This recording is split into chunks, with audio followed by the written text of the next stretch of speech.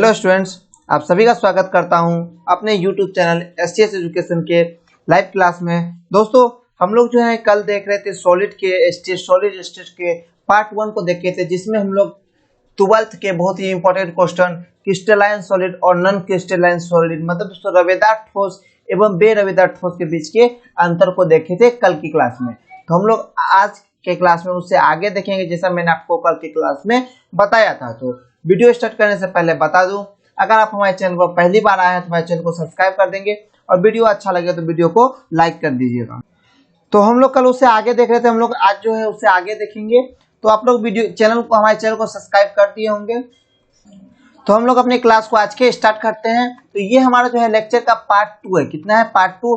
तो आप लोग चैनल को सब्सक्राइब कर दिए होंगे और आप लोग अगर अभी तक पार्ट 1 नहीं देखे हैं तो हमारे डिस्क्रिप्शन में लिंक दिया गया है, आप वहां से जाके देख सकते हैं। तो हम लोग अपने आज की क्लास को स्टार्ट करते हैं। और सबसे पहले जो मैंने आप लोगों को कल की क्लास में पढ़ाया था वो था विभिन्न प्रकार के क्रिस्टल। ये हम लोग को जो है कल के क्लास में पढ़ाई किए थे और आप लोगों को विभिन्न प्रकार के क्रिस्टल के बारे में बताए भी थे। तो हम लोग जो है देख रहे थे types of solid on the basis of bending force. किसके आधार पर? बेंडिंग फोर्स के आधार पर ठोस के जो प्रकार होते हैं हम लोग इसको देख रहे थे।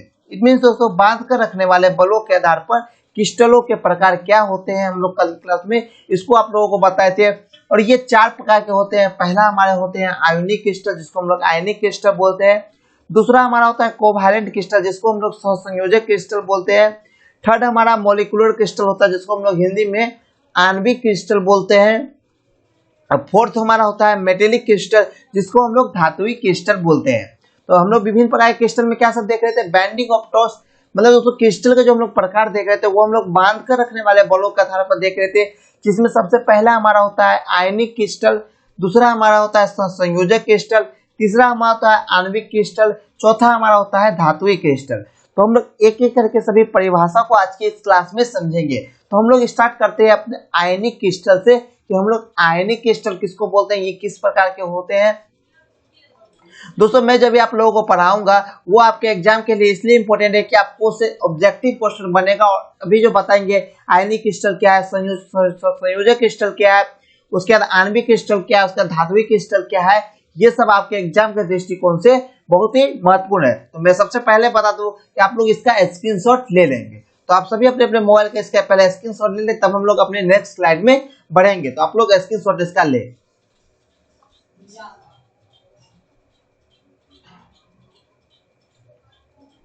तो आप सभी इसका स्क्रीनशॉट ले लिए होंगे। अब हम लोग आयनिक क्रिस्टल से आगे बढ़ते हैं कि हम लोग आयनिक क्रिस्टल किसको कहते हैं।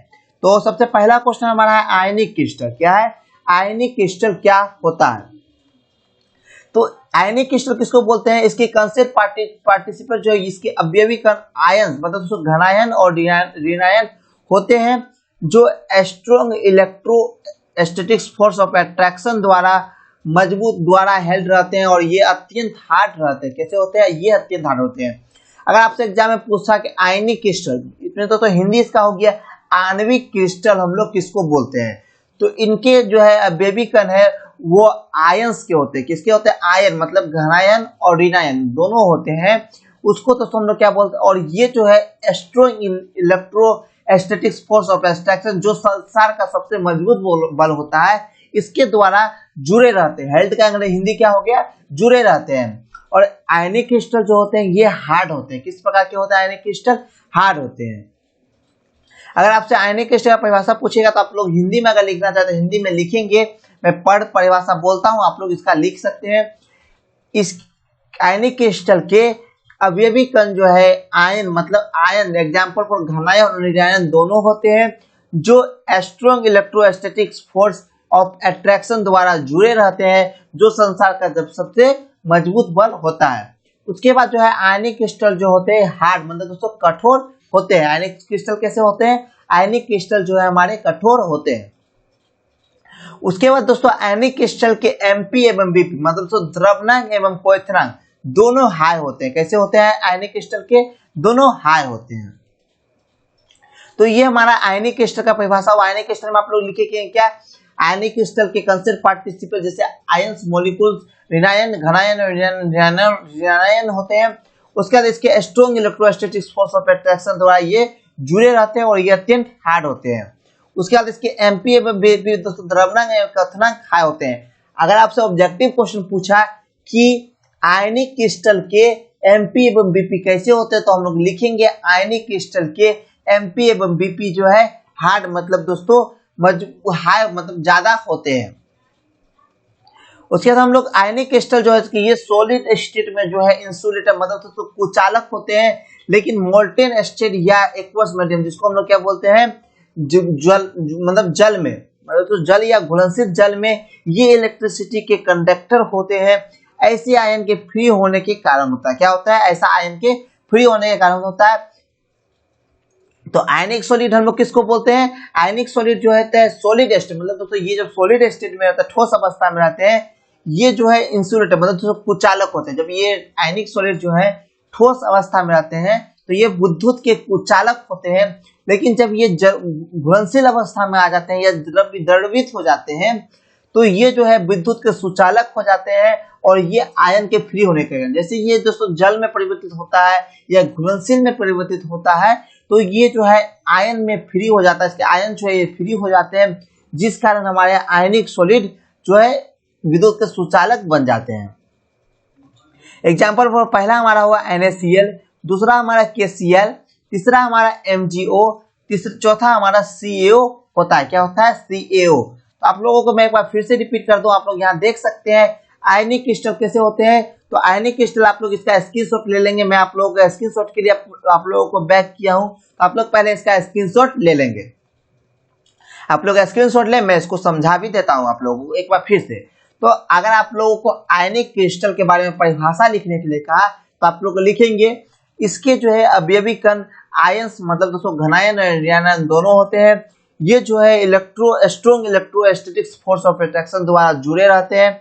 इसके जो है एमपी बीपी हाई होते हैं और ये सॉलिड अवस्था में मतलब तो ठोस अवस्था में विद्युत के कुचालक होते हैं, लेकिन द्रवित अवस्था या घुलनशील अवस्था में ये विद्युत के सुचालक हो जाते हैं। ऐसा जो है आयन के फ्री होने के कारण होता है। आप लोग इतना परिभाषा आयनिक सॉलिड में लिखेंगे तो आप लोग इसका स्क्रीनशॉट ले लिए होंगे। अब आप लोग इसके आगे का भी स्क्रीनशॉट ले ले जो आपके स्क्रीन पर दिख रहा है, ताकि आप लोगों को ये भी समझ में आ जाए जो मैंने आप लोगों को फिर से बताया कि ठोस अवस्था में आयनिक सॉलिड विद्युत के कुचालक का काम करते हैं, लेकिन द्रवित अवस्था या घुलनशील अवस्था में ये विद्युत के सुचालक हो जाते हैं। और ये जो है ऐसा इसलिए होता है कि इसके मॉलिक्यूल्स आयन जो है फ्री हो जाते हैं।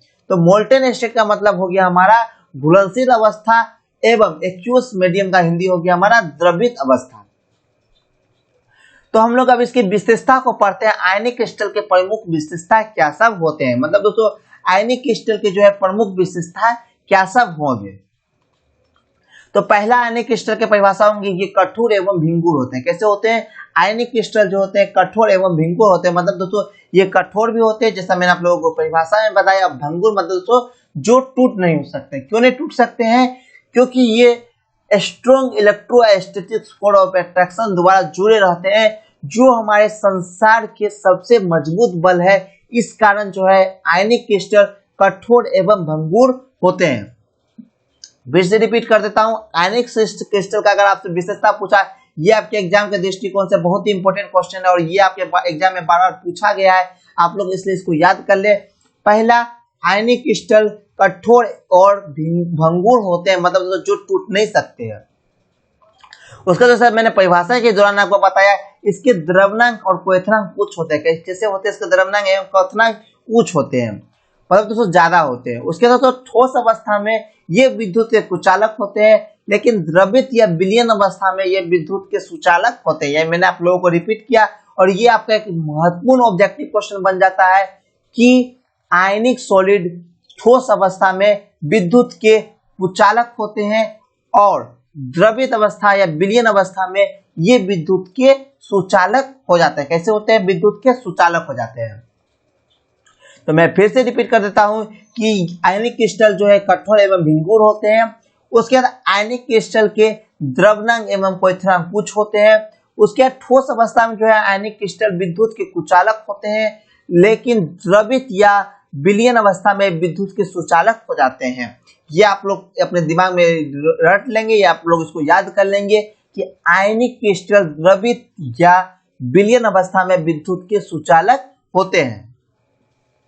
उसके बाद दोस्तों ये जल एवं अन्य द्रव्य विलायकों में आसानी से घुल जाते हैं, किंतु अध्रुवीय विलायकों जैसे बेंजीन, एसीटीन आदि में ये अविलेय होते हैं। तो दोस्तों ये क्वेश्चन जो आप लोगों को ये 5 नंबर में आप लोगों से पूछा जाएगा। आपके अगर बोर्ड एग्जाम में ये क्वेश्चन पूछा जाता है कि आयनिक क्रिस्टल के प्रमुख विशेषताओं को लिखिए, तो आप लोगों को ये 5 नंबर में पूछा जाएगा। अगर आपसे पूछा जाएगा आयनिक क्रिस्टल के किन्हीं 2 विशेषताओं को लिखिए, तो ये हमारा 2 नंबर का क्वेश्चन बन जाता है। तो आप लोगों को ये 5 नंबर में पूछे या 2 नंबर में पूछे, आप लोग कम से कम इसको याद कर लेंगे, ताकि आपसे अगर ये क्वेश्चन एग्जाम में पूछा तो ये आपसे बन सकता है। और दोस्तों एक खास बात, कि अगर आप यूपी बोर्ड से हो या किसी भी बोर्ड से हो, आपके लिए ये इंपॉर्टेंट है, क्योंकि हम लोग जो पढ़ाई कर रहे हैं वो एनसीईआरटी बुक से कर रहे हैं, तो वो सभी बोर्ड का सेम सिलेबस होता है और सभी बोर्ड में इसकी सेम ही जरूरत पड़ती है। इसलिए किसी भी बोर्ड को किसी भी पढ़ाई से कोई मतलब नहीं। अगर आप लोग इसकी भी पढ़ाई करते हैं तो फिर आपके लिए वो इम्पोर्टेंट है, और आपको भी यूपी बोर्ड में भी आपको यही चीज पढ़ना होगा जो बिहार बोर्ड आप लोगों को पढ़ाता है। तो इसलिए दोनों का सिलेबस आप लोगों का एक ही है। अब हम लोग अपने क्लास को आगे बढ़ाते हैं और नेक्स्ट हमारा है सेकंड है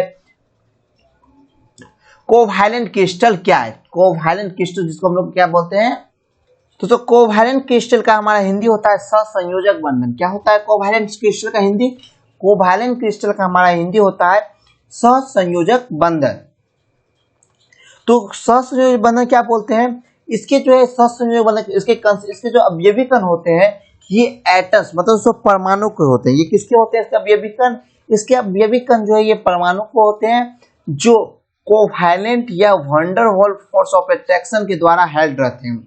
आप लोग यहाँ ध्यान रखेंगे एक चीज कि आयनिक सॉलिड जो हमारा होता है वो जो है स्ट्रॉन्ग इलेक्ट्रोस्टैटिक्स फोर्स द्वारा अट्रैक्शन द्वारा हेल्ड रहते हैं, लेकिन कोवैलेंट क्रिस्टल जो है wonder wall force of attraction के द्वारा या कोवैलेंट फोर्स के द्वारा हेल्ड, मतलब से जुड़े रहते हैं। आप लोग याद रखेंगे कोवैलेंट क्रिस्टल जो है इसके कंसेप्ट पार्टिसिपल जो अवयवी कण होते हैं वो एटम्स परमाणु को होते हैं, जो कोवैलेंट या wonder wall force of attraction के द्वारा हेल्ड रहते हैं। उसके दोस्तों कोवैलेंट क्रिस्टल जो है हमारे हार्ड होते हैं। क्या होते हैं कोवैलेंट क्रिस्टल? कोवैलेंट क्रिस्टल हमारे हार्ड, जिसको हम लोग कठोर बोलते हैं, हार्ड होते हैं। उसके बाद कोवैलेंट क्रिस्टल के एमपी एवं बीपी, जिसको दोस्तों हम लोग द्रव्यनांक एवं क्वथनांक बोलते हैं, वो हाई होते हैं। जो है हमारे आयनिक क्रिस्टल के भी होते हैं द्रव्यनांक एवं हाई होते हैं, और इसके भी द्रव्यनांक एवं क्वथनांक हाई होते हैं। उसके दोस्तों ये जो जनरली है वो जो है इलेक्ट्रिसिटी के नॉन कंडक्टर होते हैं। कैसे होते हैं? ये जनरली इलेक्ट्रिसिटी के कुछ चालक होते हैं, लेकिन कुछ स्थिति में, जैसे में हमारा ग्रेफाइट हो गया, जो हमारा एक कोवैलेंट क्रिस्टल है, लेकिन ये एक विद्युत के सुचालक के रूप में कार्य करता है। तो आप लोग पहले इसका स्क्रीनशॉट ले लेंगे, कि मैं आपको समझा देता हूं, तब तक आप लोग इसका स्क्रीनशॉट भी ले लें कि कोवैलेंट क्रिस्टल जो है हमारे इसके कंसेप्ट पार्टिसिपेट जो होते हैं कोवैलेंट क्रिस्टल के, वो परमाणु के होते हैं, और ये कोवैलेंट या wonder wall force of attraction के द्वारा हेल्ड रहते हैं, मतलब वो जुड़े रहते हैं। उसके बाद कोवैलेंट क्रिस्टल हमारे हार्ड होते हैं। उसके बाद कोवैलेंट क्रिस्टल के हमारे एमपी एवं बीपी जो द्रव्यनांक एवं क्वथनांक होते हैं वो हाई होते हैं। उसके बाद जनरली जो है कोवैलेंट क्रिस्टल जो है इलेक्ट्रिसिटी के हमारे नॉन कंडक्टर होते हैं। क्या होते हैं? जनरली इलेक्ट्रिसिटी के नॉन कंडक्टर होते हैं। लेकिन हमारा जो ग्रेफाइट है वो एक कोवैलेंट क्रिस्टल है, जो सॉफ्ट होता है एवं इलेक्ट्रिसिटी के कंडक्टर होते हैं। जनरली जो है सभी जो है वो हमारे इलेक्ट्रिसिटी का नॉन कंडक्टर और ये कठोर होते हैं कोवैलेंट क्रिस्टल। लेकिन ग्रेफाइट हमारा एक ऐसा कोवैलेंट क्रिस्टल है जो सॉफ्ट होता है और विद्युत के सुचालक के रूप में कार्य करता है। तो ये हमारा एक अपवाद होता है, जिसको हम लोग हिंदी में बोलेंगे अपवाद। तो आप लोग इस टॉपिक को और इस पॉइंट को याद रखेंगे कि कोवैलेंट क्रिस्टल का जो हमारा आता है उसमें ग्रेफाइट जो है एक कोवैलेंट क्रिस्टल है, लेकिन ये विद्युत का सुचालक है और ये सॉफ्ट होता है।